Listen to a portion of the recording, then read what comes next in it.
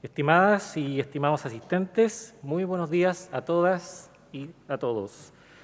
Antes de comenzar, les solicitamos por favor dejar en silencio sus teléfonos celulares. Además, quisiera recordarles que por protocolo sanitario debemos mantener el uso de la mascarilla en todas las dependencias de Casa Central. Saludamos en primer lugar a las autoridades universitarias presentes. Profesor Ennio Vivaldi, rector de la Universidad de Chile, profesora Leonora Armanet, vicerrectora subrogante de Asuntos Académicos, profesor José Miguel Piquer, vicerrector de Tecnologías de la Información, decanas y decanos y vicedecanos, directoras y directores de escuelas de las diferentes unidades académicas. También les damos la especial bienvenida a las académicos y los académicos, estudiantes, funcionarios y funcionarias de nuestra universidad y de distintas instituciones educativas, y a todos y a todas quienes nos acompañan hoy. Saludamos y agradecemos a quienes también nos acompañarán con la interpretación en lengua de señas, Caroline Reyes y Fabricio Anselmi. Agradecemos también el interés de quienes se inscribieron para participar presencialmente en este evento.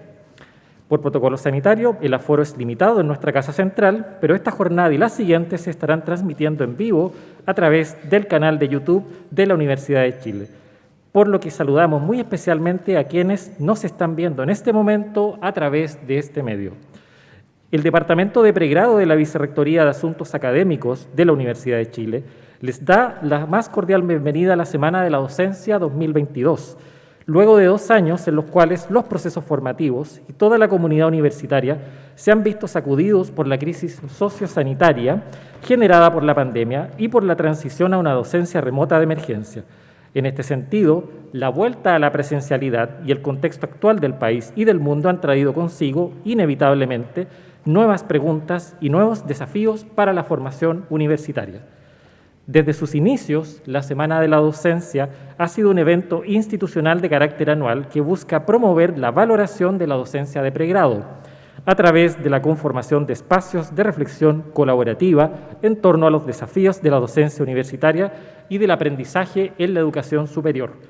Durante los 3 días que durará la versión 2022, la Semana de la Docencia se enfocará especialmente en abordar problemas actuales marcados por su complejidad, tales como la transformación digital o la crisis socioecológica, entre otros desafíos que inciden en la formación de las y los estudiantes y tensionan particularmente las prácticas docentes en la universidad. ¿Cómo puede abordar estos problemas la universidad desde su rol y compromiso público? ¿Cómo imaginamos el futuro de la educación universitaria? ¿Qué propuestas hacemos como comunidad para satisfacer las nuevas necesidades de la formación? Para abordar estas preguntas, la Semana de la Docencia nos invita a reflexionar sobre la transformación digital y su influencia en los procesos formativos en la educación superior en el contexto de pospandemia, los desafíos de la inter- y transdisciplina en la educación superior para afrontar la crisis ecológica y la urgencia de la transformación de la sociedad y, finalmente, atender a las implicancias que dichas transformaciones tienen para la formación de pregrado, especialmente desde el rol de la universidad pública. Para dar inicio a esta jornada, el rector de la Universidad de Chile, profesor Ennio Vivaldi, nos compartirá a continuación unas palabras de bienvenida.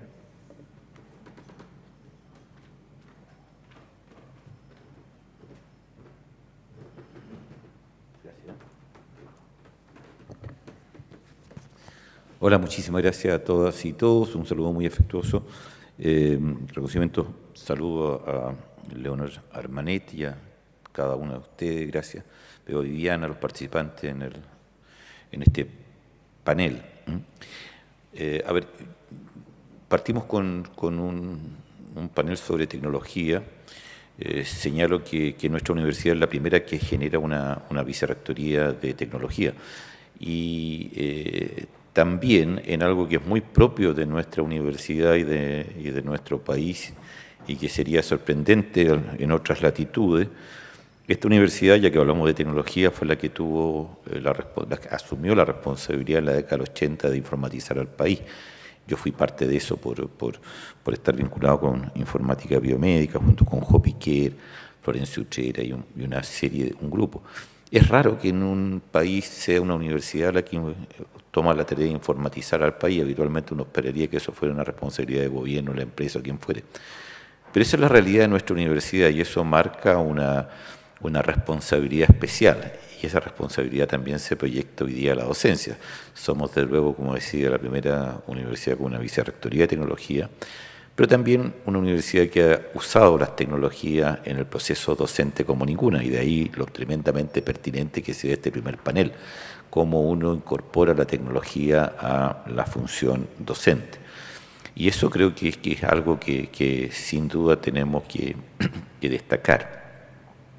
Enseguida creo que la idea de la transdisciplina es una idea muy relevante ya al momento actual y que ha sido, creo, uno de los motivos inspiradores y los conductores de lo que ha sido el trabajo de nuestra rectoría ya por 8 años.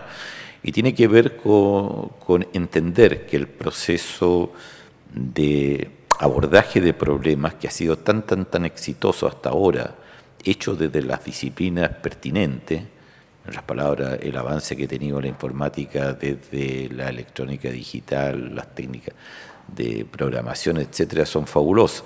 Pero que la complejidad de los problemas que hoy día enfrenta el mundo requieren una visión distinta y requieren también una formación distinta. Temas tan diversos como el tema hídrico, el tema de la sustentabilidad, el tema de la energía, el tema de la adicción, de la nutrición, de enfermedades crónicas, etcétera, definitivamente hoy día aceptamos que no se van a resolver desde ninguna disciplina en particular, ni tampoco se van a resolver yuxtaponiendo los conocimientos, sino que van a tener que ser resueltos con una forma nueva, ad hoc, a propósito, hecha a la medida para abordar ese problema. Hay que generar una forma de entender la sustentabilidad propia de la sustentabilidad a la cual contribuyen y se hibridan los distintos conocimientos. De eso tiene que salir impregnado, de esa idea tiene que salir empapado el estudiante que pasa por nuestras aulas, el estudiante pregrado. Tiene que entender de que la mayoría de los problemas no los va a resolver, o sea, los grandes problemas del país no los va a resolver solamente por la disciplina en la cual cursó. Y tiene que tener oportunidades concretas a lo largo de su carrera de experimentar lo que es interactuar, generar equipos, formar liderazgos con personas que han tenido otra formación fundamental para resolver eficientemente los problemas que se enfrentan. No va a haber otra posibilidad. El rol, por ejemplo, de la psicología o la sociología en temas como el tema energético van a ser claves, tan clave como la podría ser la de propiamente un ingeniero especializado. Y es por eso que esa mentalidad tiene que estar impregnada en nuestro estudiante y va a marcar un sello diferente en la forma como enfrenta o en la forma como se cree él preparado para enfrentar las distintas situaciones. Me gusta siempre destacar que en este aspecto la Universidad de Chile fue pionera con una experiencia muy concreta que fue la forma como se abordó un problema tan complejo y tan multidisciplinar como es la de nutrición infantil, desde el Instituto de Nutrición y Tecnología de Alimentos, creado por Fernando Monkever, y que precisamente se anticipa, si se quiere, a la idea de transdisciplina, porque lo que él hace es decir, vamos a necesitar bioquímicos, médicos, pediatras, odontólogos, veterinarios, etcétera, agrónomos, para entender el problema y para abordar conjuntamente el problema de la desnutrición infantil. Y ahí tiene un muy buen ejemplo de una universidad que se anticipa no solamente a los problemas, sino que también a las metodologías de abordaje. Quiero, por último, destacar el rol que para la universidad tiene la docencia de pregrado. Se dice mucho, se enfatiza mucho, es casi un lugar común, y es muy cierto por lo demás, por favor, no le quitemos un ápice del tremendo peso que tiene. Se dice que una universidad como la nuestra es una universidad donde el estudiante cursa un pregrado en el cual está siendo formado por personas que trabajan activamente en la frontera del conocimiento y generan conocimiento en las áreas que enseñan.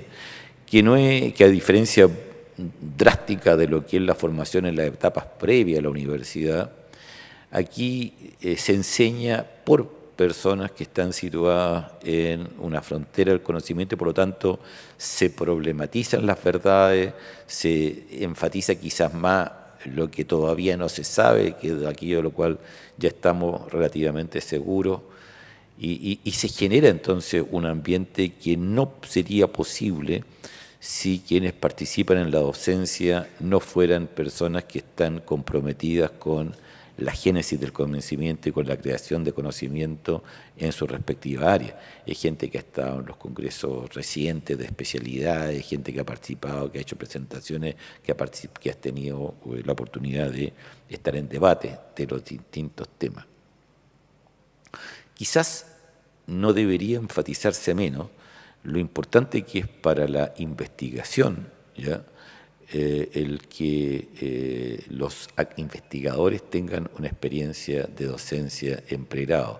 Yo creo que es tanto esta forma recíproca, esta otra cara de la medalla, se enfatiza mucho menos, pero quizás no sea en absoluto menos importante, porque la interacción con los estudiantes, el explicar, o el dar a entender una forma en la cual uno ha estado muy compenetrado, a estudiantes que por primera vez se presentan un problema claramente, es un desafío intelectual muy grande para los académicos y tremendamente provechoso.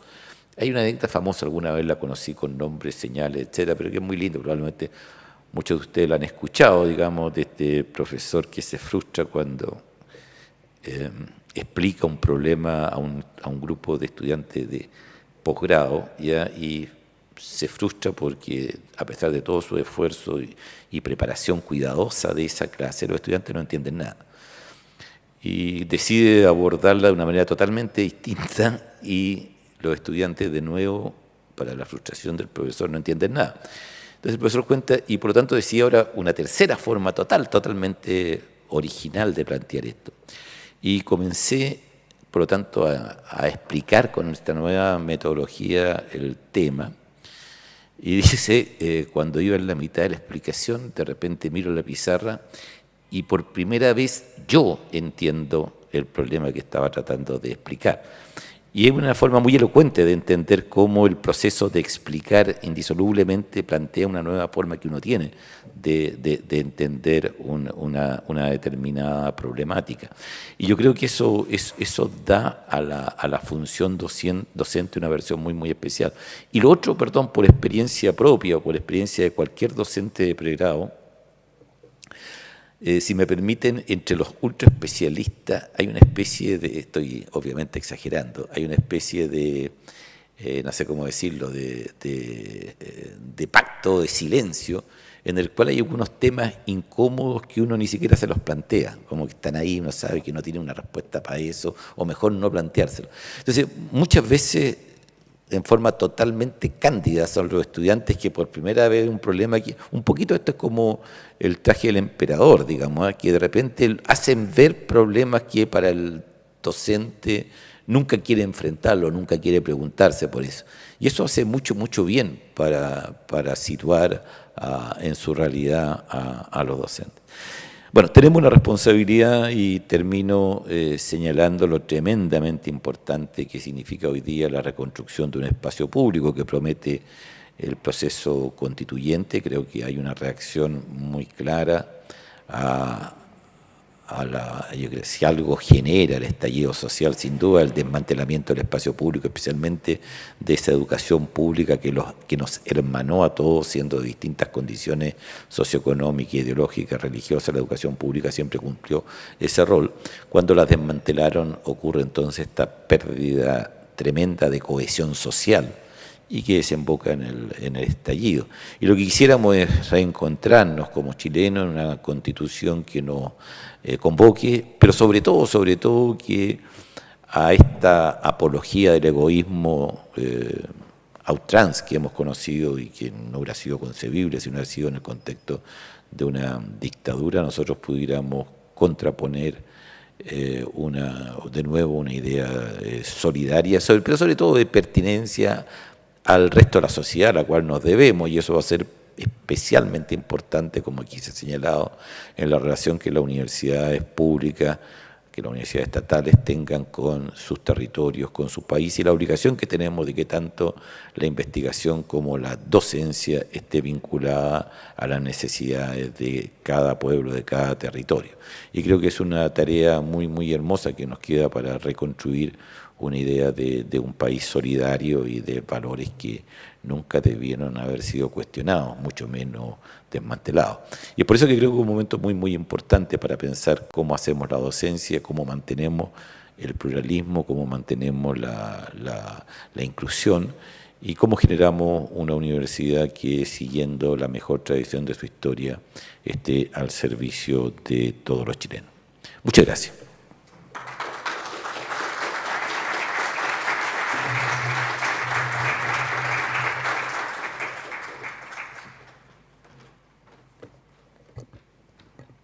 Agradecemos al profesor Vivaldi por sus palabras de bienvenida. El escenario de complejidad actual no tiene precedentes y entendiendo los desafíos emergentes para la educación superior y especialmente en lo que respecta a los procesos formativos, recientemente en 2021 la Universidad de Chile actualizó su modelo educativo con el propósito de incorporar el principio de igualdad de género y no discriminación y la competencia sello asociada a dicho principio, así como también relevar la importancia de desarrollar procesos de mejora continua en los proyectos curriculares de las carreras y en los procesos formativos ante los desafíos planteados por el contexto social, disciplinar, académico y profesional. Asimismo, en 2021 se difundieron las orientaciones para entornos de enseñanza y aprendizaje mediados por tecnologías, las cuales, además de acompañar a los equipos docentes en la implementación de nuevas formas para conducir los procesos formativos, nos llaman a reflexionar sobre el papel de la tecnología en la educación superior del siglo XXI, más allá del estado sanitario de emergencia y especialmente sobre las implicaciones para la docencia que su uso nos plantea. Precisamente, durante la jornada de hoy abordaremos los desafíos que para la educación superior contempla la vuelta a una presencialidad con nuevas características y en un contexto nacional y global muy diferente. En primer lugar, tendremos el panel de conversación en torno a la transformación digital y su influencia en los procesos formativos de la educación superior en el contexto pospandemia, donde reflexionaremos sobre los sentidos y las prácticas que conlleva la transformación digital en la universidad, con especial énfasis en los procesos formativos. Durante la segunda parte de esta jornada, llevaremos a cabo un taller en modalidad híbrida, donde nuestras y nuestros asistentes, tanto presenciales como aquellos previamente inscritos en la sesión virtual, podrán compartir sus experiencias y buenas prácticas en torno a la transformación digital en la docencia de pregrado, a través de una dinámica participativa y colaborativa. A continuación, procederemos a dar inicio al panel La transformación digital y su influencia en los procesos formativos de la educación superior en el contexto pospandemia. Para ello, invitamos a pasar adelante a nuestra moderadora y panelista presenciales.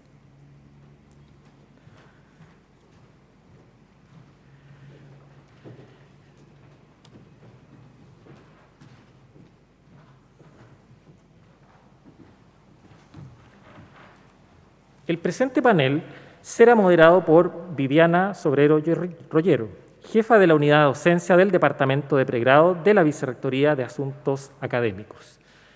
Viviana es profesora y licenciada en Ciencias de la Educación por la Universidad Nacional de Córdoba, Argentina, magíster y doctora en Ciencias de la Educación por la Pontificia Universidad Católica de Chile, con formación en Género y en Educación Superior, recientemente diplomada en el programa coordinado por la Dirección de Igualdad de Género de la Universidad de Chile. Su trayectoria se relaciona con el desarrollo de la docencia universitaria. En nuestra universidad, desde el 2009, asumió la coordinación de programas de formación continua y posgrado del Departamento de Educación en Ciencias de la Salud de la Facultad de Medicina y formó parte del equipo a cargo de elaborar el modelo educativo de dicha facultad. En 2015 asumió como jefa del área de gestión de la formación del Departamento de Pregrado de la Vicerrectoría de Asuntos Académicos. En este rol asumió la coordinación del trabajo de elaboración del modelo educativo institucional y la coordinación del proceso de transversalización de la perspectiva de igualdad de género en los procesos formativos de pregrado en el marco de la certificación del sello Genera Igualdad en convenio con el PNUD, entre otras actividades. En 2021 asumió la jefatura de la unidad de docencia del mismo departamento. A continuación, dejo con ustedes a Viviana Sobrero, moderadora de este panel. Muchísimas gracias, Pablo, por la presentación. Buenos días a las y los presentes y a quienes nos acompañan por el canal de YouTube de la Universidad de Chile. Bienvenidos a este primer panel de conversación de la Semana de la Docencia. Les damos también la bienvenida a nuestros panelistas, a quienes presentaré inmediatamente. Quien me acompaña en la testera, Julio Labraña Vargas, PhD de la Universidad Witten-Herdecke de Alemania, licenciado en Sociología por la Universidad de Concepción y magíster en Análisis Sistémico aplicado a la sociedad por la Universidad de Chile. Es académico de la Facultad de Educación y Humanidades de la Universidad de Tarapacá e investigador del Núcleo de Investigación en Interdisciplina y Transdisciplina para la Educación Superior del Centro de Políticas Comparadas de Educación de la Universidad Diego Portales y del Instituto Interuniversitario de Investigación Educativa, entre otras redes nacionales e internacionales de estudio de la educación superior. Sus líneas de investigación se centran en el campo organizacional, en las universidades estatales, el análisis de la inter- y transdisciplina y en general la sociología de la educación desde la teoría de sistemas sociales. Sobre estos temas ha escrito en revistas indexadas y capítulos de libro en publicaciones nacionales y extranjeras. Muy bienvenido, Julio. Muchas gracias, Viviana. Saludamos también a José Miguel Piquer Gardner, vicerrector de Tecnologías de la Información de la Universidad de Chile, que nos acompañará vía videoconferencia.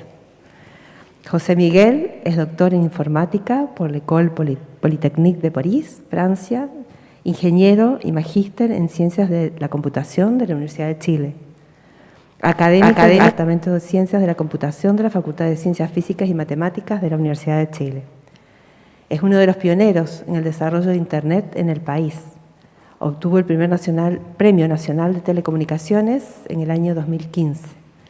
Algunas de sus investigaciones principales se relacionan con sistemas distribuidos y algoritmos tolerantes a fallas. Desarrolla proyectos de investigación en las áreas de redes inalámbricas y programación de sistemas masivamente paralelos. Desde su creación, en 2020, lidera la Vicerrectoría de Tecnologías de la Información de la Universidad de Chile, cuya labor se centra en la entrega de herramientas tecnológicas de información y el desarrollo de soluciones que permitan potenciar el trabajo de la universidad en las áreas educativas, de investigación y de gestión institucional, así como en digitalizar la universidad, convirtiéndola en una institución en línea con los avances tecnológicos y fomentando la incorporación de herramientas digitales en sus procesos internos para favorecer un funcionamiento coordinado, transversal e integrado de la universidad. Muy bienvenido, vicerrector. Agradecemos a ambos su presencia esta mañana con nosotros en este espacio que tiene el propósito de abrir la conversación en torno a los sentidos y las prácticas que conlleva la transformación digital en la universidad y sus implicancias en los procesos formativos. Cuando hablamos de procesos formativos lo estamos planteando en términos amplios, es decir, no solamente aquello que tiene que ver con los tipos de interacción y formas que suceden en la sala de clase o en el vínculo pedagógico. También pensamos, cuando hablamos de los procesos formativos, cómo se involucra la mirada para proyectos curriculares, el vínculo de la docencia con la investigación, la extensión, en fin, en términos amplios, ¿no? Y cómo esto repercute en la manera en cómo estamos pensando la formación finalmente de nuestros y nuestras estudiantes. Tras 2 años en los cuales las comunidades universitarias y los procesos formativos se han visto sacudidos por la crisis sociosanitaria generada por la pandemia y por la transición a una docencia mediada por tecnologías, este año hemos vuelto a la sala de clases de manera presencial. Sin embargo, esta es una presencialidad con nuevas características y se da en un contexto nacional y global muy diferente. Pareciera que ya no somos los mismos, ¿no?, después de esta experiencia.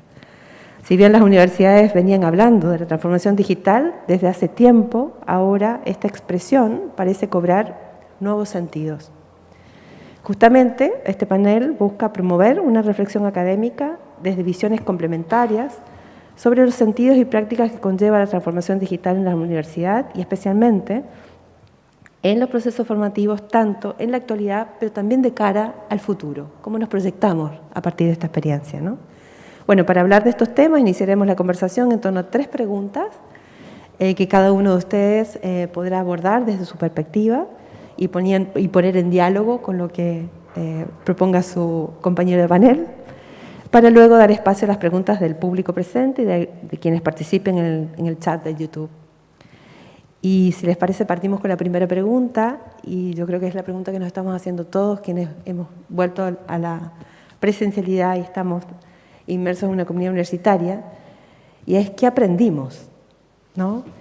¿Qué aprendizajes podemos atesorar, capitalizar a partir de las experiencias que vivimos en periodos de pandemia y particularmente de docencia remota?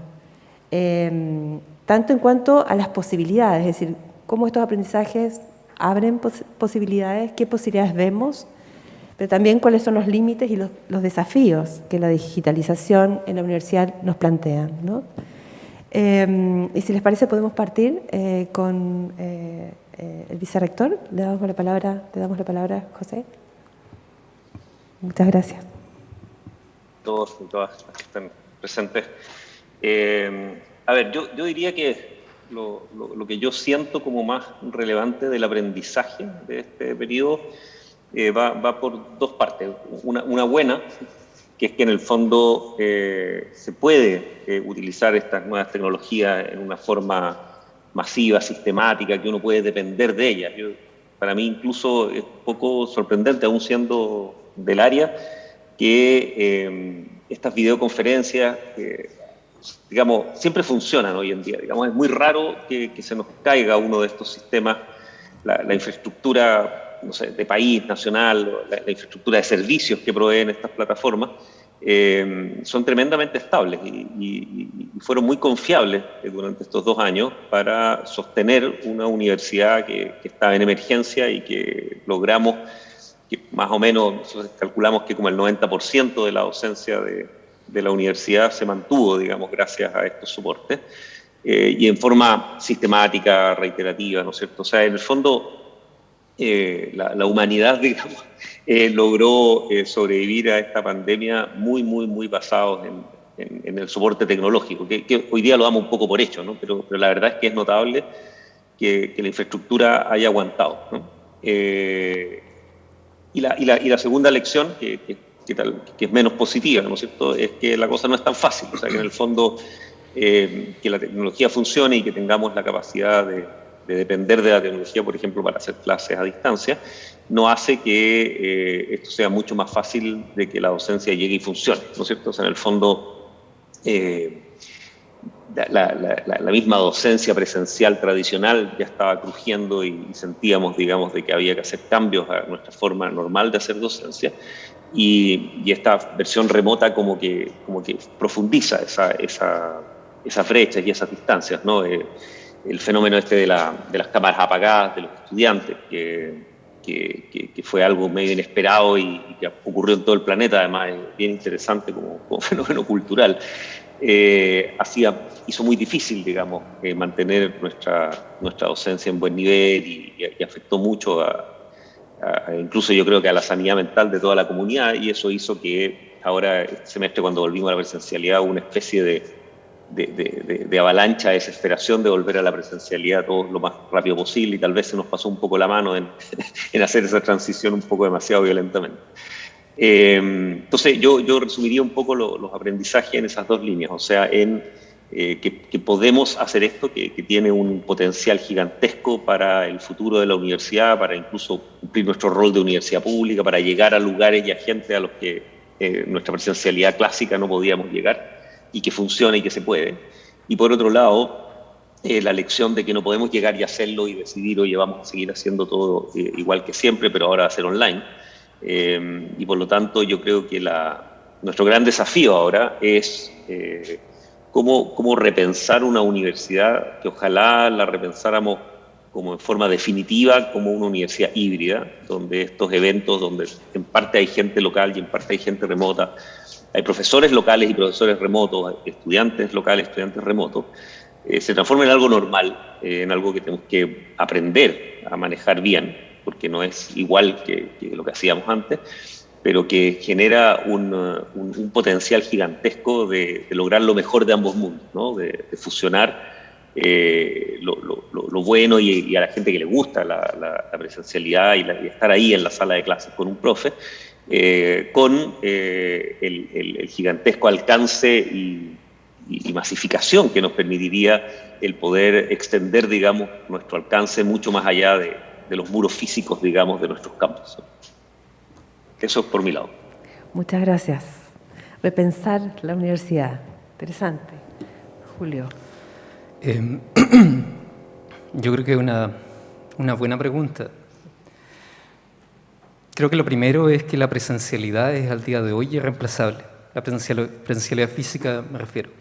Creo que la pandemia sirvió como un contraste para ver que hay algo que la tecnología hasta el día de hoy no puede reemplazar completamente, que es la presencialidad del cara a cara, en el proceso formativo en particular.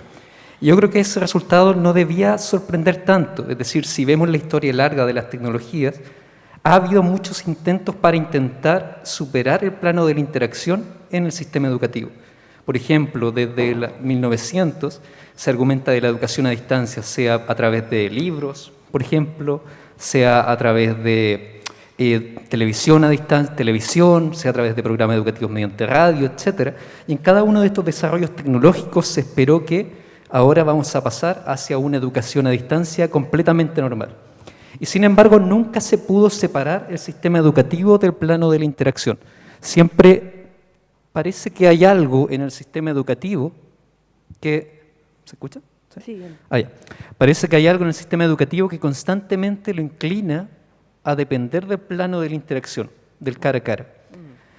Y en ese sentido creo que la pandemia fue el último rastro en ese sentido. Fue ciertamente no educación a distancia como la entendemos tradicionalmente, fue docencia remota de emergencia que tuvo que ser planificada de un día a otro, bajo condiciones pedagógicas no adecuadas, con una tecnología que no estaba preparada necesariamente, pero de todas formas, y lo que señalaba el vicerrector me indica en esa dirección que hay un deseo de la presencialidad, al menos en el ámbito de pregrado. Y en ese sentido nos podemos preguntar por qué el ámbito de pregrado es tan dependiente del cara a cara. Parece que eso no pasa en otros ámbitos. No pasa, por ejemplo, en el magíster, en contenidos más teóricos, o en el doctorado, o incluso en las conferencias, en las comunicaciones científicas. Parece que ahí es más fácil reemplazar la presencialidad por correos electrónicos, conferencias a distancias, comunicaciones de ese tipo, etc. Pero en la educación, no. Parece que hay un dejo de presencialidad que impide desatarse de aquel. Y me parece que la respuesta a esta suerte de paradoja de por qué la educación depende tanto de la presencialidad es lo que se llama hoy día experiencia educativa, experiencia universitaria. Y acá los clásicos de la sociología nos dieron ciertas pistas en el sentido de, por ejemplo, Durkheim, Parsons, incluso Luhmann, argumentan que lo que se aprende en la universidad, lo central más bien de la experiencia educativa en general, no es las competencias que se adquieren, no son las habilidades técnicas que ahora se saben y antes no, sino más bien la separación respecto al espacio familiar. El salir de un lugar seguro y entrar a un espacio de incertidumbre, donde uno tiene que lidiar con gente que no conoce, tiene que tratar temas con los cuales uno no tiene cierta familiaridad e insertarse en un espacio completamente desconocido. Esto se discute hoy día en la literatura con el concepto de experiencia universitaria. Y la experiencia universitaria no puede ser tecnificada, parece. Es decir, la experiencia universitaria que tenemos por Zoom, por ejemplo, se reduce a ver caras, si es que tienen las cámaras prendidas, por cierto, escuchar y algún grupo de chat en paralelo. Pero no hay realmente una separación del hogar en ese sentido. No es realmente una ruptura con el espacio familiar, el insertarse en un espacio diferente. Y yo creo que aquello fue un aprendizaje en la forma negativa, es decir, justamente dado que no tuvimos forzosamente la interacción educativa, nos dimos cuenta de lo importante que era. Y me parece entonces que en el plano de la formación, por cierto, esto no es un alegato de nunca reemplazar la interacción por procedimiento de distancia. Yo creo que tienen su lugar en ciertos niveles educativos más que otros, en ciertas asignaturas más que en otras, en ciertas dinámicas más que en otras. Pero me parece que es central siempre considerar que en el ámbito formativo hay buenas razones para creer que con las tecnologías que existen hoy en día, la presencialidad no es tan equiparable. La experiencia universitaria no puede ser tecnificada al día de hoy, en general. Y por otra parte, creo que un aprendizaje central es quizás que no está en el plano de la formación en sí, de la interacción educativa profesor-estudiante, sino que está más bien en el plano de la gestión de la docencia en particular. La docencia tuvo que tecnificarse, pero también la gestión, y con esto me refiero a sistemas de seguimiento de aprendizaje, sistemas de seguimiento de estudiantes, la planificación de los contenidos educativos, los procedimientos de evaluación, etc. Todo aquello que el estudiante recibe en particular, pero que requiere una organización previa. Y en ese sentido la pandemia vio, o más bien forzó, un espacio de innovación en el sentido educativo, de la gestión. Nos forzó a aprovechar todas las herramientas que daba la virtualidad para avanzar en una mejor gestión que fuese capaz de responder rápidamente a las necesidades de los y las estudiantes. Y en ese sentido creo que, solamente para cierro con esto, ahí está el aprendizaje negativo de que en el plano de la formación la presencialidad es todavía importante. Y hay buenas razones para creer que por mucho tiempo más va a ser importante. Pero también está la idea en el plano de la gestión de quizás no necesitamos tanto papeleo, quizás no necesitamos tanto seguimiento presencial, quizás no necesitamos toda una burocracia asociada en la gestión de la docencia, sino que justamente flexibilizar, ampliar las oportunidades formativas, hacer sistemas de seguimiento más integrados, etc. Muchas gracias. Claro, yo creo que, bueno, a partir de lo que plantean, da lugar a la segunda pregunta, pero quiero quedarme con esta idea, ¿no? Aparece la necesidad, finalmente, casi la certeza de que necesitamos transformar la universidad, pero a sabiendas de que los procesos formativos y la experiencia formativa es mucho más allá de lo que pasa en el aula, ¿no? Cuando hablamos de formación, hablamos de la experiencia universitaria y cómo se potencia entonces la pregunta, esta experiencia universitaria a partir de estos aprendizajes y esta experiencia y de una transformación digital que ya es ineludible, ¿no? Y en ese sentido, la pregunta que viene tiene que ver con cómo visualizan la manera en que la transformación digital, digamos, interpela a los procesos formativos en particular, ¿no? Es decir, qué elementos, de qué manera irrumpió esta experiencia, que si bien fue de remota, de emergencia, como lo dice la palabra, ¿no? Irrumpió un modo de hacer histórico, ¿no? Tradicional. ¿Cómo ven ustedes que interpeló estos procesos y cómo lo están enfrentando las universidades ante esta necesidad, ¿no?, derivada de la transformación digital? ¿Cómo visualizan ustedes la forma en cómo están reaccionando las organizaciones universitarias en particular y el sistema en particular? Si les parece, ¿puedes partir, Julio? Sí. Bueno, para partir de atrás para adelante. El tema de los modelos educativos de las universidades estatales. Bueno, para todas las universidades fue ciertamente nadie estaba preparado, ni siquiera no las universidades, por cierto, pero en general fue cómo enfrentamos esto y no había una infraestructura tecnológica demasiado avanzada en ese aspecto, tampoco. Entonces fue justamente más bien una situación de emergencia y cómo hacer sentido de esa situación de emergencia a través de los principios compartidos del modelo educativo. Y acá solamente al pasar, el sector estatal en particular, de las universidades estatales me refiero, comparte una serie de principios que planteó mayores dificultades a esta transición a una docencia remota de emergencia. Hay tres atributos de los modelos compartidos en los modelos educativos de las universidades estatales. Primero, una preocupación por la equidad. Segundo, una preocupación por la calidad. Y tercero, una preocupación por la pertinencia territorial, me refiero. Estos tres atributos funcionan de manera tan general que uno las puede encontrar, se concretizan de distinta manera en distintas instituciones.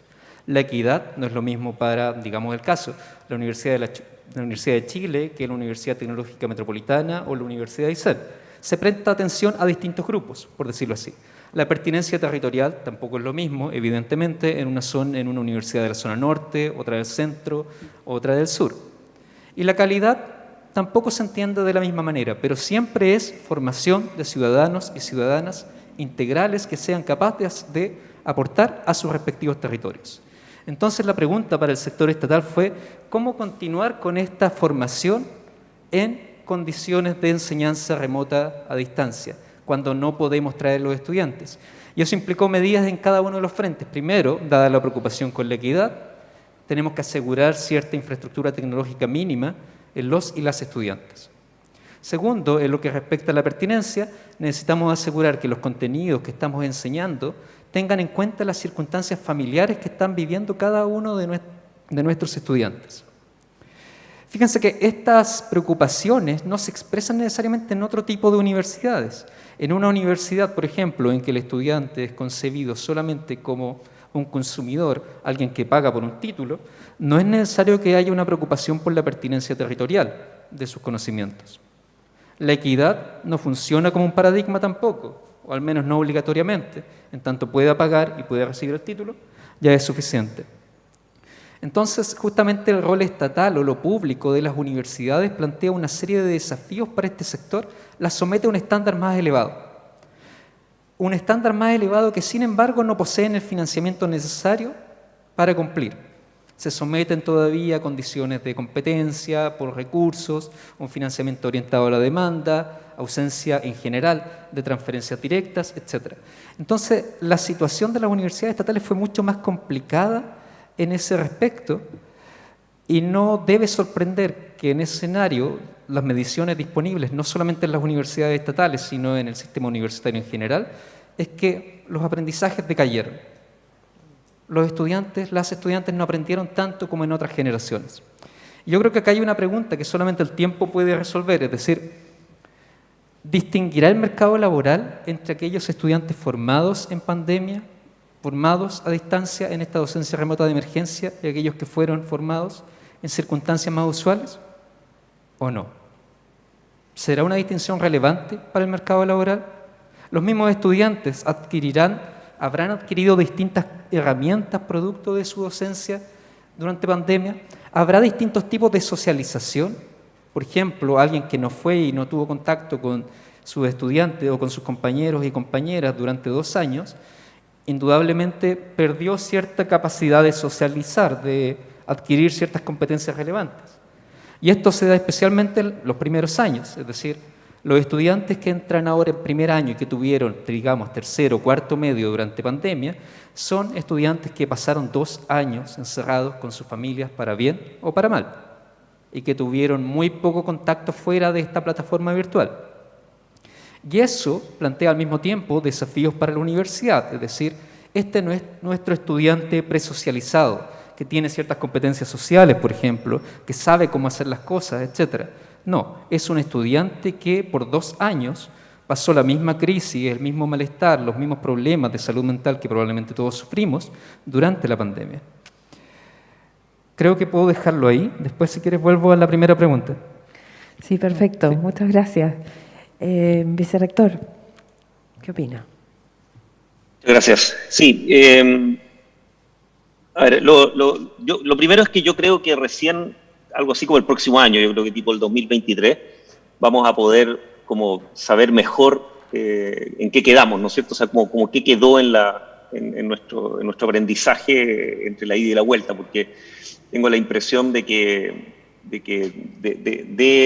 esta full online de emergencia, ¿no es cierto?, pasamos a esta presencialidad desesperada de este año, que creo que no es normal. Yo encuentro que los estudiantes hasta se olvidaron que no les gustaba ir a clases, ¿no? Es como divertido el cambio que hubo, como que nos olvidamos de la historia. Yo creo que eso lo vamos a reaprender. Vamos a descubrir de nuevo que nuestro mecanismo docente tradicional tampoco funcionaba tan bien. Y vamos a tener que transformarnos para transformarnos en algo mejor, ¿no? Y yo creo que un poco lo que decía Julio al principio también de si la tecnología permite o no reemplazar la experiencia universitaria, yo creo que es algo que tenemos que aprender también. Es obvio que en este minuto no funciona bien, es obvio que la docencia de emergencia que hicimos no es la forma correcta de hacer la docencia remota, y por eso yo siento y esto es una hipótesis nomás, yo siento que la versión híbrida de la universidad es la mejor salida, digamos, a encontrar una especie de lo mejor de ambos mundos, ¿no? Una mezcla entre los estudiantes y los profes que adoran la clase y que quieren estar ahí, que lo puedan hacer sin problema, pero que no perdamos esa opción que yo creo que tiene mucho que ver con equidad, con también darle a los estudiantes, digamos, no una sola versión de nuestra docencia, ¿no es cierto?, sino que distintas formas de participar.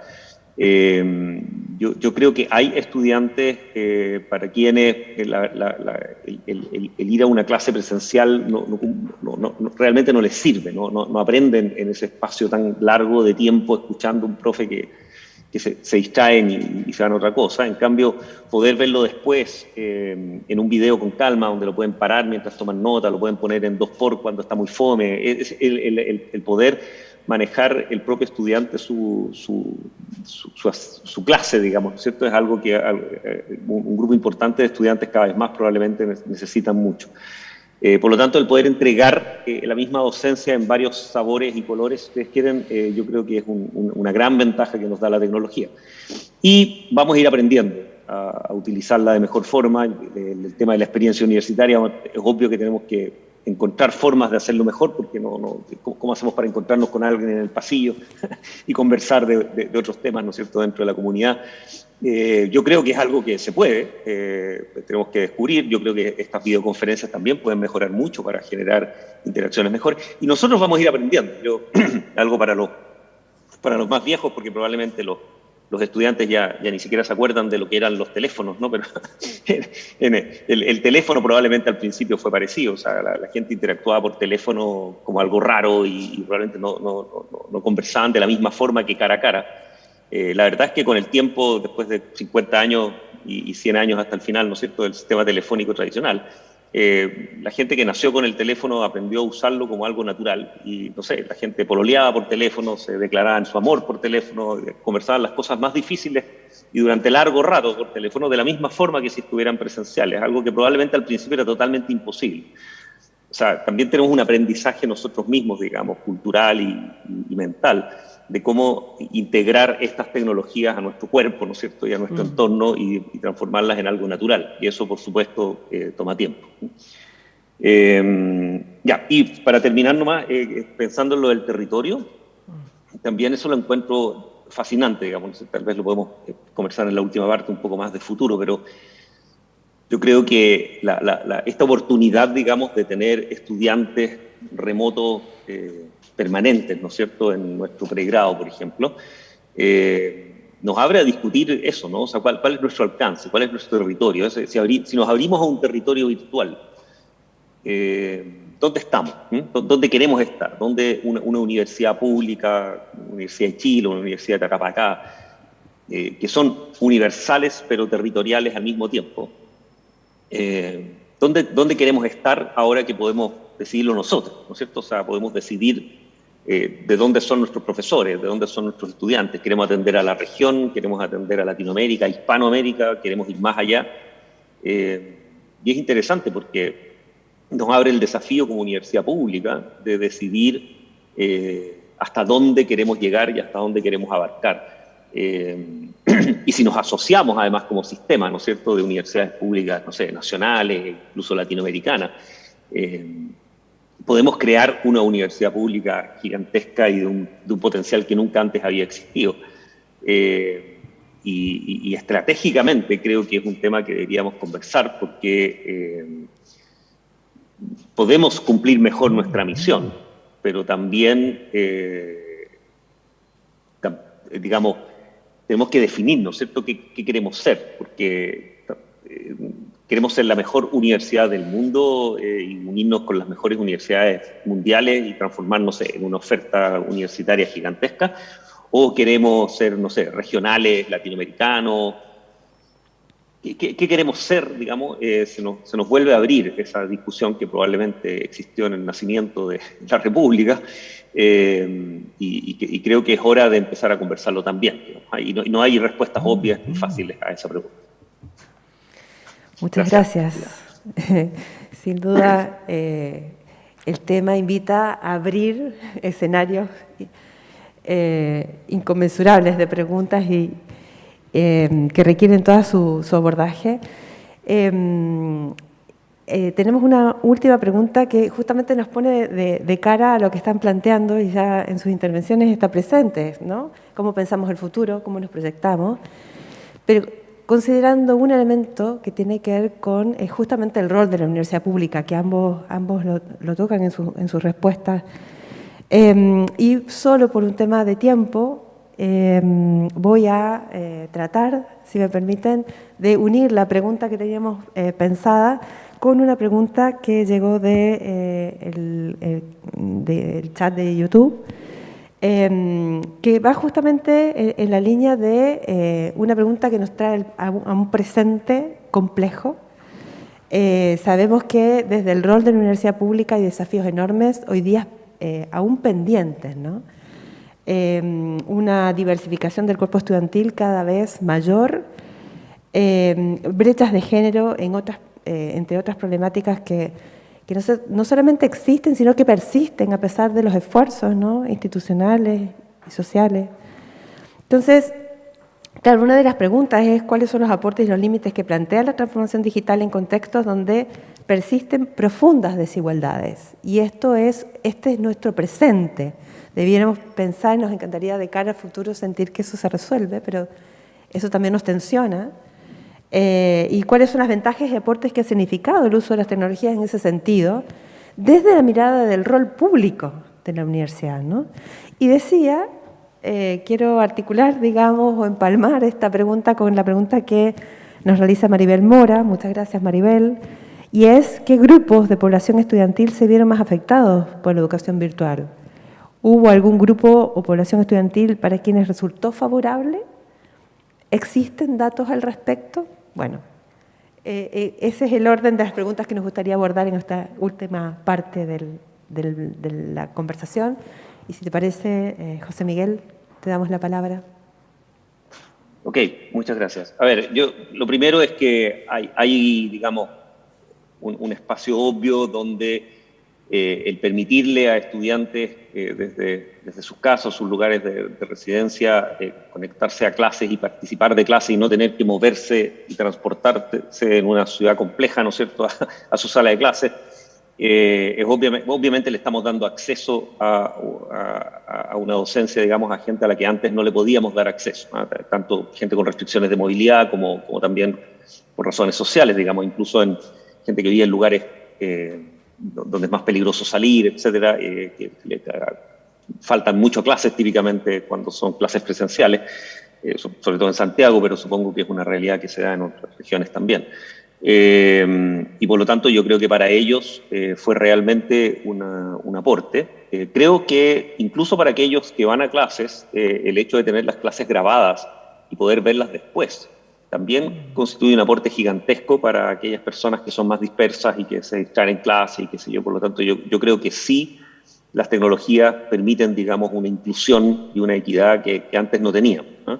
De la misma forma, también hay una brecha digital obvia, digamos, tanto en conectividad y acceso, que la vimos nosotros en la universidad en base a una evaluación y una encuesta que hacía la gente de bienestar para estudiar el tipo de estudiantes que teníamos. Por suerte la teníamos de antes, así que los teníamos bien detectados.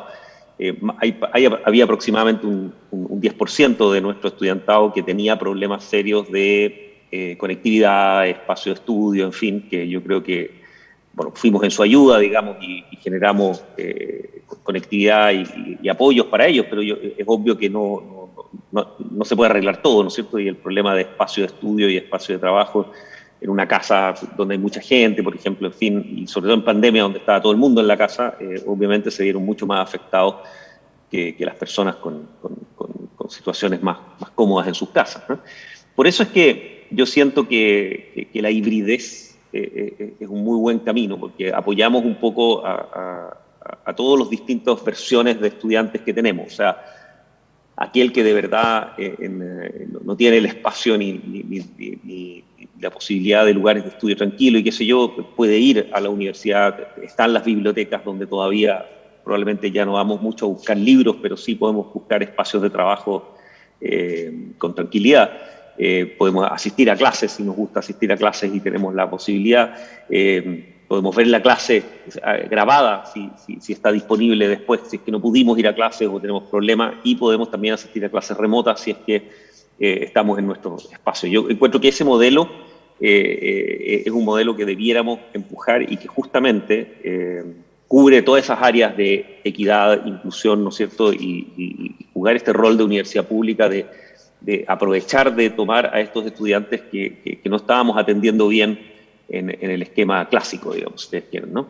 En el fondo la tecnología no es solo discriminadora, digamos, en el sentido de quienes tienen acceso o no, sino que también es inclusiva y nos da acceso a gente que antes no tenían posibilidades de seguir en buena forma, digamos, nuestra oferta docente, si quieres, ¿no?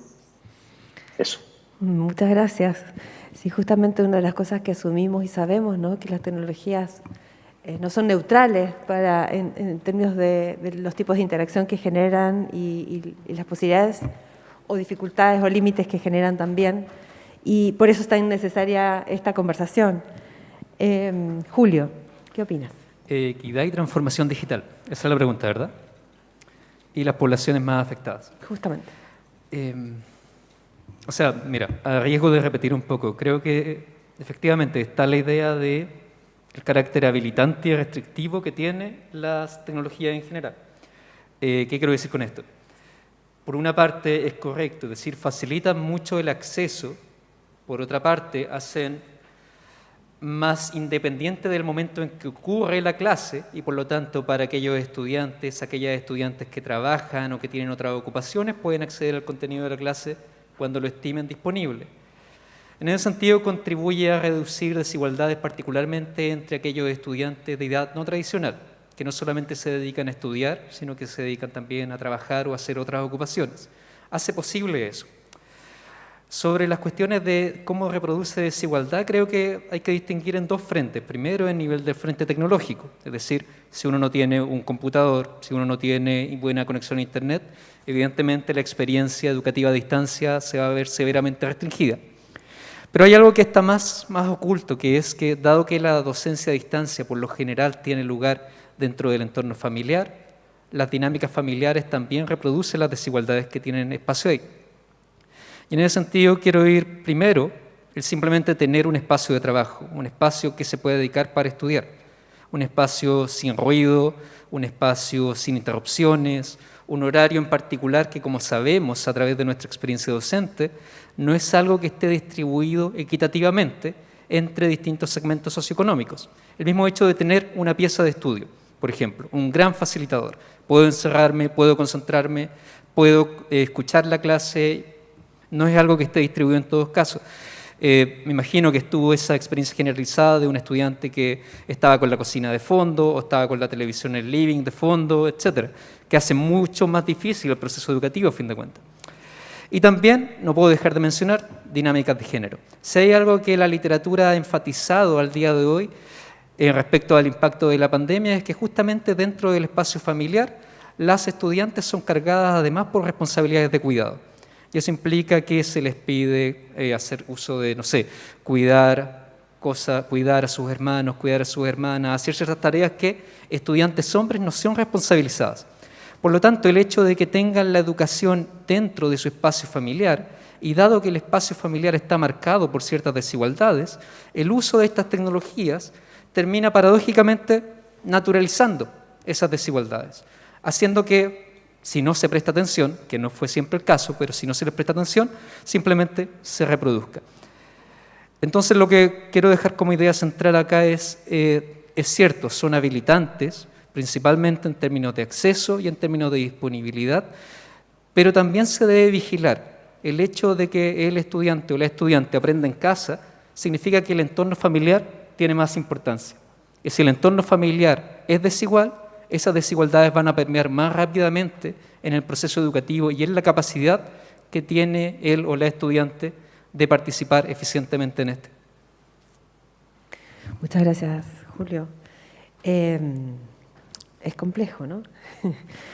Muchas gracias. Queríamos dar estos últimos minutos que tenemos para dar la palabra al público presente y, por supuesto, invitar a quienes nos siguen por el canal de YouTube, para quienes quieren hacer preguntas, les van a alcanzar un micrófono inmediatamente.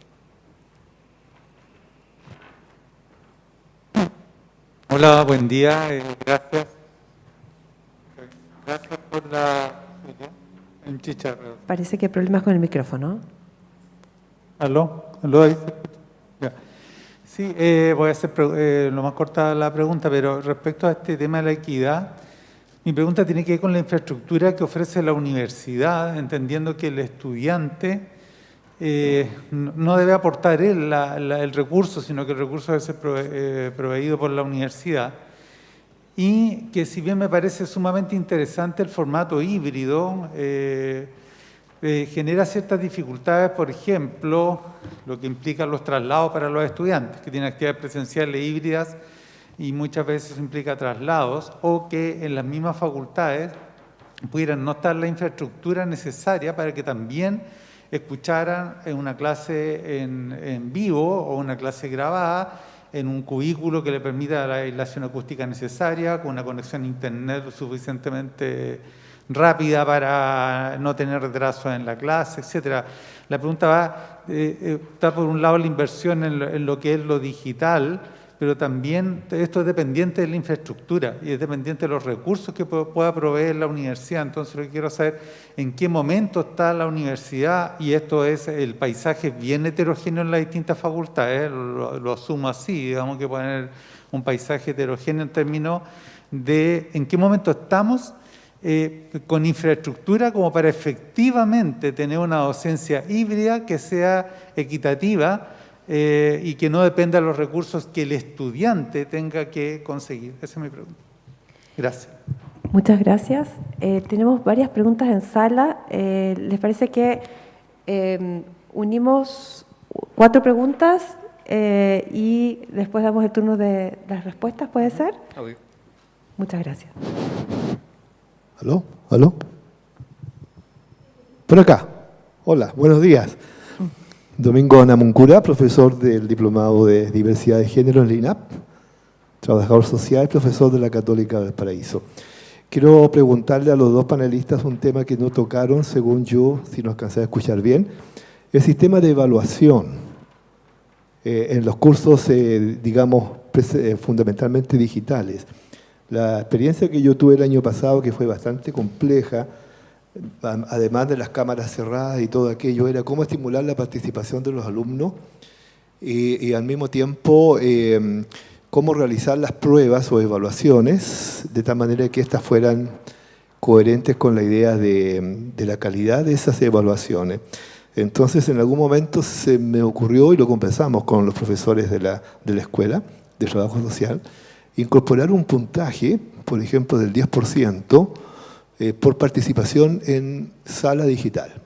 Entonces, el 90% eran las 2 notas típicas del semestre mediante trabajo escrito, e incorporamos también un sistema de nota por evaluación grupal, es decir, una tercera nota del semestre por exposiciones a lo largo de toda una sesión.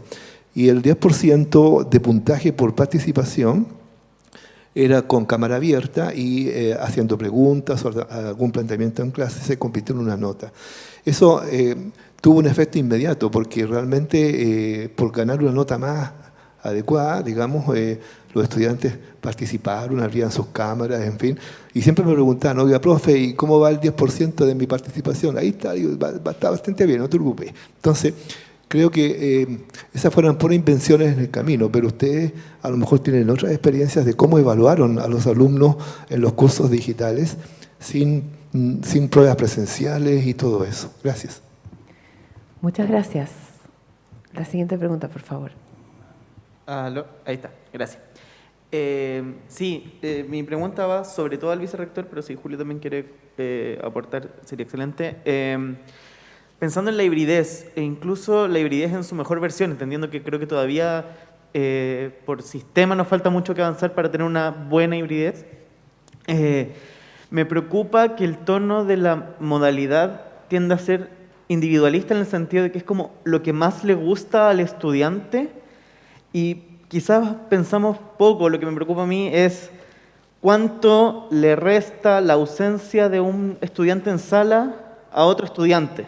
Y en ese sentido, como la importancia de poder pensar como la unidad del curso como grupo, en lugar como de distintos estudiantes que tienen sus preferencias particulares. En el fondo, cuánto me resta que un estudiante que está conectado en su casa, por ejemplo, a medias, no ponga una idea sobre la mesa que para mí como compañero es interesante o en un trabajo grupal se puede desarrollar, que por supuesto tiene que ir de la mano con una docencia que permita esas interacciones. Pero esta es como mi preocupación con el modelo híbrido todavía. Muchas gracias. ¿Hay alguna pregunta más? Anaí.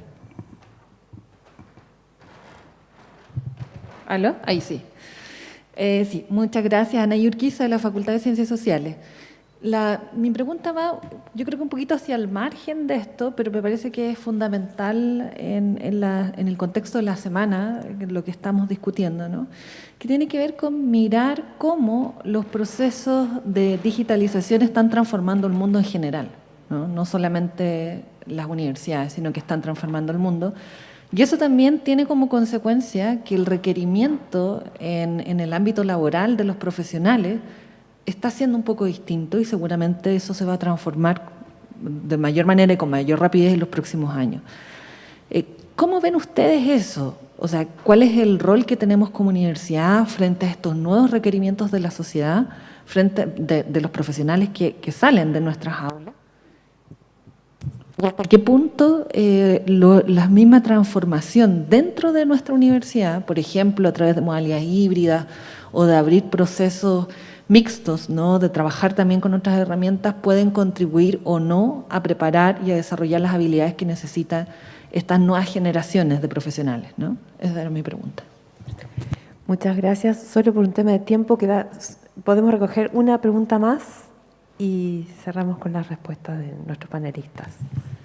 Sí, buenos días. Mi nombre es Andy y trabajo en la Oficina de Equidad e Inclusión. Vine con mis compañeros del equipo de inclusión. Trabajo en el área de diversidades sexuales y de género. Mi preocupación es la comunidad LGBT al interior de la universidad. Entonces, respecto a eso, quería hacerle un comentario y una pregunta. El comentario va que cuando nosotros en la comunidad nos quedamos atrapados en la pandemia, algunos la pasamos muy mal.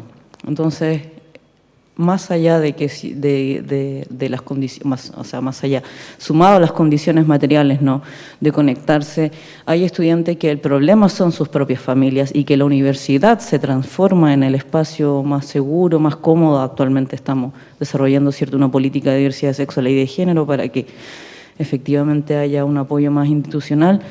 Pero sí creo que eso es algo importante de considerar en estos momentos, por lo menos porque yo tuve que asistir a muchos estudiantes que tuvieron que irse de sus casas. Entonces, sí, está el tema material, pero también está el tema familiar, y ahí estoy de acuerdo con el rector de que también nosotros no deberíamos hacernos cargo de estas cosas, sino que deberíamos estar hablando con un ente gubernamental, ¿cierto? Pero eso por un lado, porque creo que no se consideró, simplemente está el tema de si el estudiante pudo acceder o no, y está el tema, ¿cierto?, de las brechas de género, pero también, además, tenemos esto, ¿cierto?, de que por qué vas a salir, de dónde estás, y simplemente el hecho de no poder desarrollar tu identidad como persona, ¿cierto?, de la comunidad implica no poder ser feliz.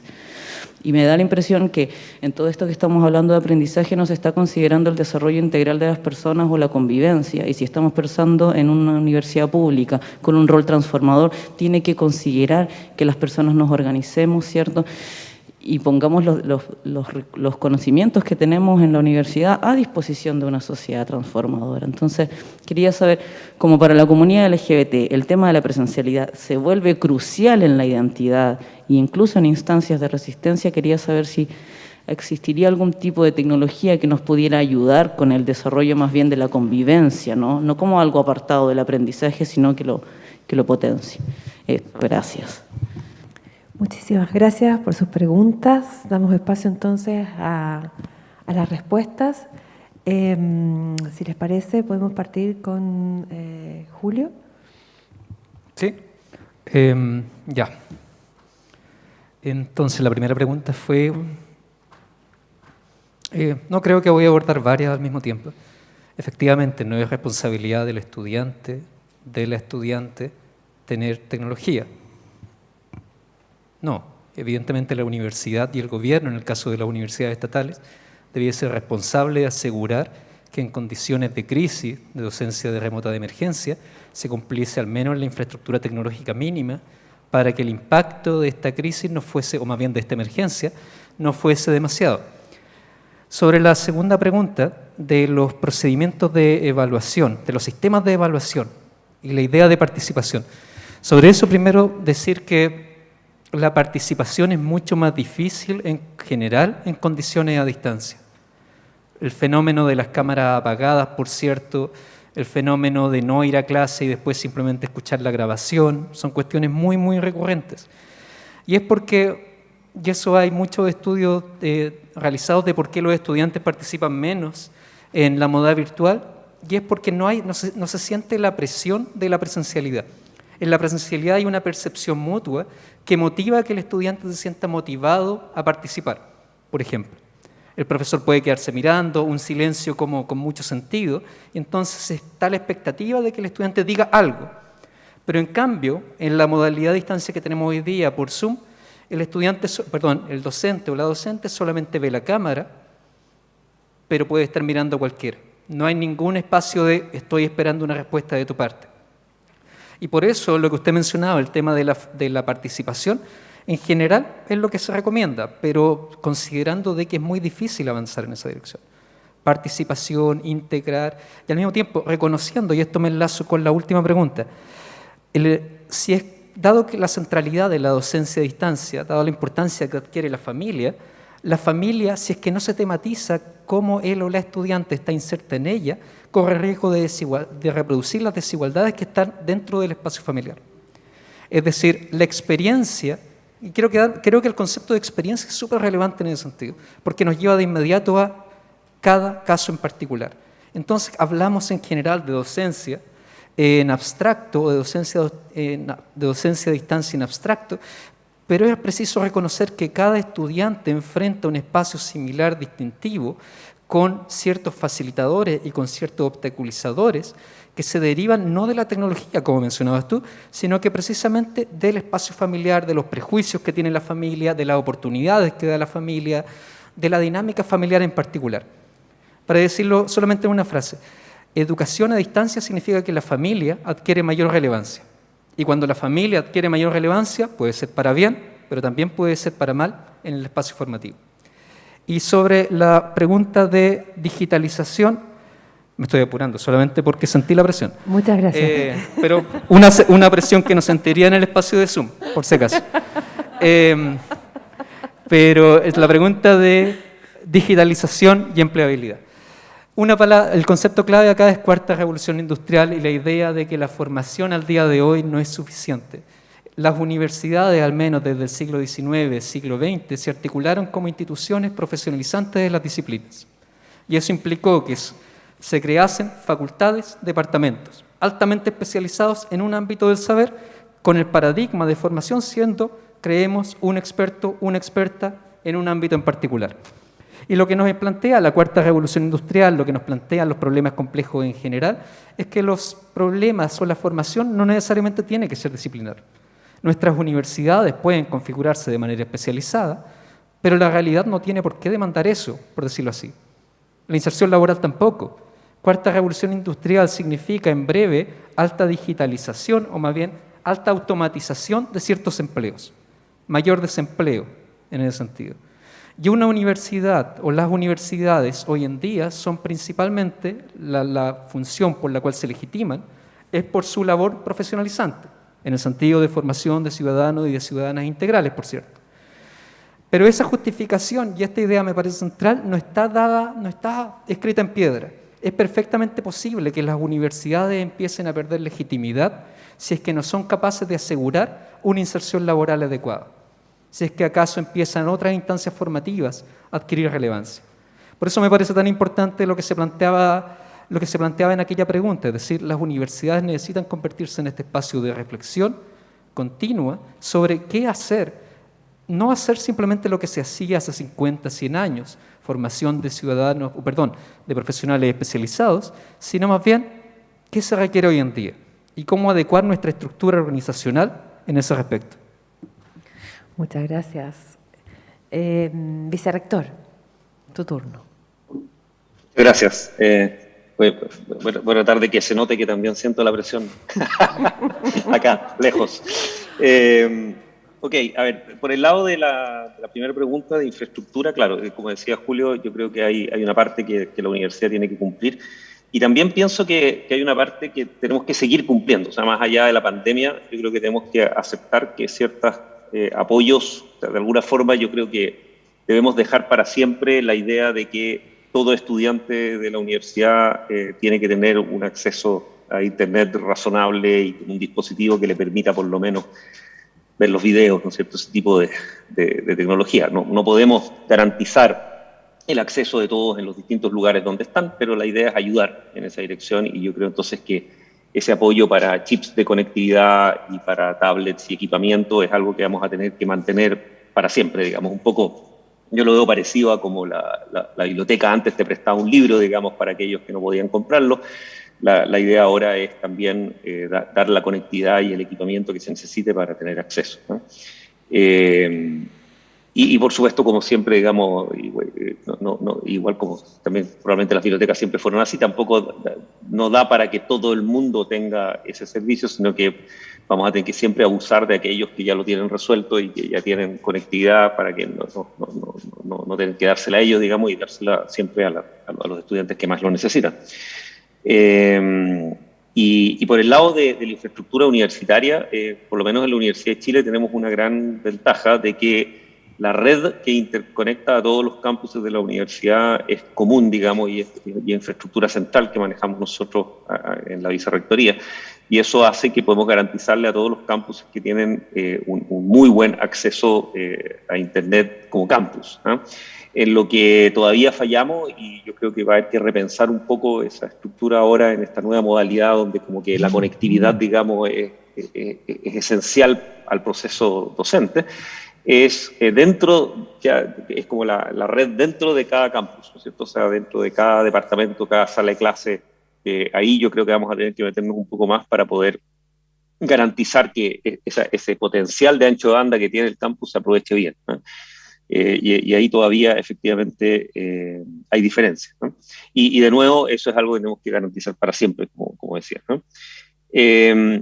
Respecto a evaluación, yo creo que los puntos que señalaban en la pregunta son esenciales, son las ideas que básicamente todos han estado experimentando, son muy buenos aportes, la idea de evaluar participación, de incentivar. Yo creo que los chicos de a poco se van a ir acostumbrando y se va a volver algo natural, pero es obvio que el premiar con notas es una muy buena idea inicial.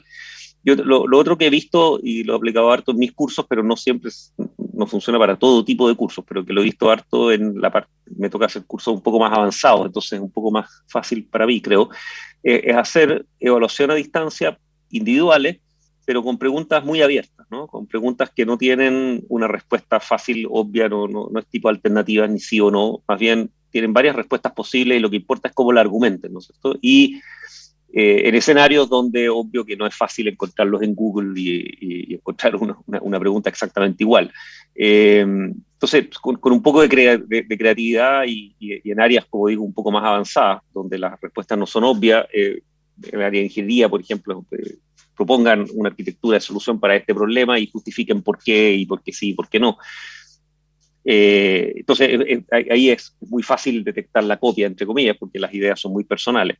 Y claro, bueno, lo único que quedaría es que la persona le pida a otro individuo que no es del curso que le resuelva la pregunta, y ahí no tengo mucho cómo controlar que lo hayan hecho, pero por lo menos la copia entre compañeros, que es lo más clásico, digamos, en nuestros problemas de ética local, se ve bastante cubierto. Pero efectivamente la evaluación a distancia es un gran tema, ¿no? Y hay soluciones también súper intrusivas y qué sé yo, pero que en general son muy resistidas por los estudiantes que se sienten muy, muy, muy vigilados, digamos, ¿no es cierto? Y con mucha desconfianza de parte de la institución, ¿no?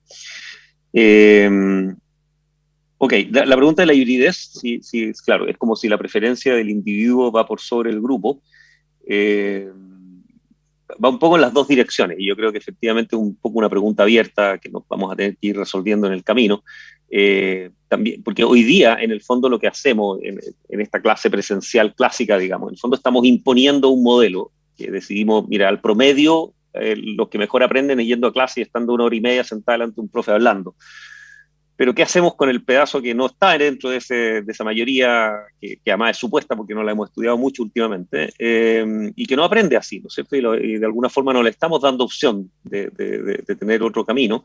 ¿Qué hacemos con el estudiante que no pudo ir a clases? En fin, entonces, de alguna forma, claro, tú tienes razón de que hay un costo, digamos, asociado a que la gente no está, pero también el tipo que está a distancia y que está vía Zoom, tenemos que lograr que participe justamente y que esté ahí lo más posible, que no sea simplemente alguien que está remoto y que no está haciendo nada durante toda la clase, ¿no es cierto? En la medida que juntemos esas dos, hay como una contradicción natural entre las dos cosas, y lo que queremos, yo creo que la hibridez me entrega un poco esas herramientas para unir, digamos, la necesidad del grupo con la necesidad de los individuos, de mejor forma que la presencialidad, ¿no? Formación de profesionales para el futuro. Yo creo que lo principal acá es entender o aceptar más bien, que no sabemos lo que la sociedad va a pedir de nuestros profesionales en los próximos 10 años, ni a nosotros mismos, por lo demás. No tenemos mucha idea para dónde vamos, en realidad, como sociedad, con respecto a estas tecnologías. Y por lo tanto, yo creo que lo más importante que podemos enseñar en la universidad es a innovar, a probar tecnología, a arriesgarse, digamos, a hacer cosas nuevas y distintas, que a veces van a fallar y que a veces van a funcionar. Y salirnos un poco de esa idea de que tenemos que enseñar igual que como hemos estado enseñando durante los últimos 100 años, meter las tecnologías en lo que estamos conversando y en lo que estamos haciendo. Yo creo que justamente esta idea de las salas híbridas, de los espacios híbridos, de jugar a dejar los materiales disponibles en video, etcétera, nos va permitiendo aprender. Y nosotros como profesores, pero también la comunidad entera como estudiantes, y en forma natural van a estar más preparados para ese mundo cambiante y distinto y digital que les espera. Pero no podemos soñar con decidir ahora, oye, estas son las capacidades que tenemos que generar y hacerlas, ¿no? Yo creo que la única capacidad la que tenemos que preocuparnos es esa, la de estar abiertos, de cuestionar y de innovar frente a un mundo que va a ser muy, muy distinto al que nosotros vivimos. Y respecto a la pregunta de la comunidad LGBT, me encontré muy, muy interesante. A ver, yo diría, por una parte, que de la misma forma que es cierto que la universidad debe ser una especie de refugio, tanto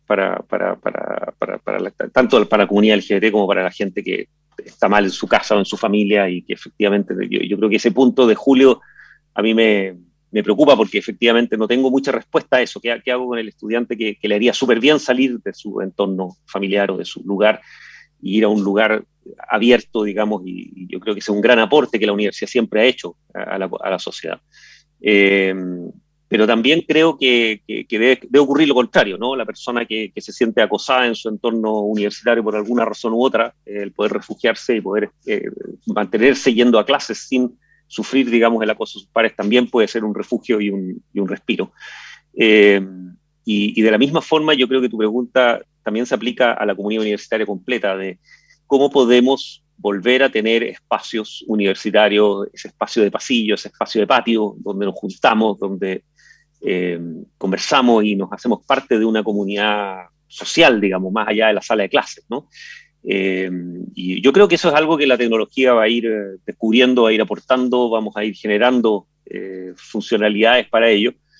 Todavía no es fácil y no existen así en forma trivial, pero yo creo que lo vamos a ir logrando y vamos a ir naturalizando y vamos a ir teniendo reuniones políticas, sociales, ¿no es cierto? Vamos a hacer asambleas, digamos, virtuales en forma mucho más natural. Espero que este plan que tenemos de haberle dado a la comunidad estas herramientas tipo Zoom, seminarios y asambleas grandes, pueden ser asambleas de 1000 personas, con licencias disponibles hoy día para todos ustedes, aporten un poco en esta dirección de poder tener discusiones de comunidad y volver a retomar esa idea de gran comunidad universitaria, ampliando los espacios virtuales y no estar obligados a ir al campus a esas asambleas para estar físicamente ahí. Pero estoy de acuerdo contigo que es son todavía espacios que no hemos resuelto bien y que donde la tecnología no es lo mismo que estar efectivamente en un grupo presencial ahí compartiendo un café en una helada noche de invierno, ¿no? Muchas gracias. Muchas gracias a ambos, José Miguel, a Julio por sus reflexiones, sus respuestas. Muchas gracias por las preguntas, por el interés. Esperamos que espacios como este se den muchos y pronto, porque necesitamos reflexionar en conjunto y solucionar en conjunto y dar respuestas en conjunto a varias preguntas que se plantearon aquí y que se abrieron en este momento, ¿no? Pido un aplauso por el espacio, para ustedes también. Y entiendo que nos espera entonces pronto un café.